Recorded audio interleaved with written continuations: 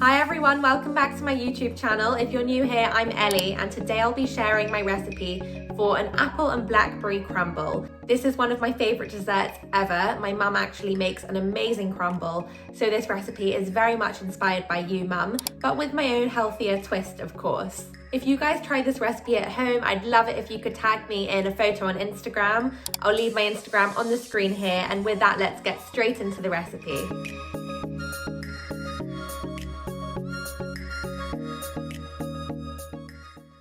I'll leave the full recipe and all the quantities in the description box down below, but to begin with you'll need oats, apples, frozen cherries, sugar or sweetener, butter, can be dairy free, water, maple syrup, vanilla, cinnamon and ginger.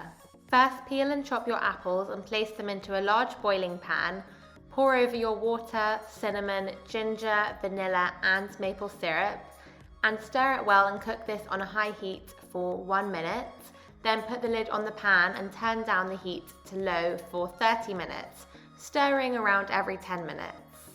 When the apples are done, place them on the bottom of an oven-proof dish. Then pour over your frozen cherries and gently pat it down with the back of a wooden spoon. Meanwhile, preheat the oven to 160 degrees and use your hands to knead together the oats, flour, sugar and butter until fully combined. As you can see, I only had half the amount of butter I needed, so I replaced half with coconut oil and it actually worked really well.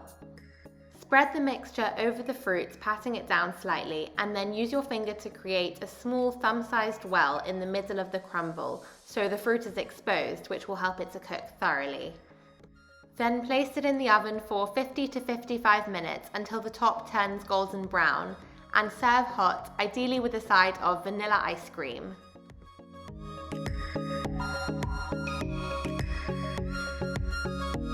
I really hope you guys enjoyed this recipe video. If you did, give it a big thumbs up and hit the red subscribe button to see more videos like this. I'd also love it if you could leave me a comment with any recipe ideas or things you want to see on my YouTube channel, and I'll see you back here with another video next Friday.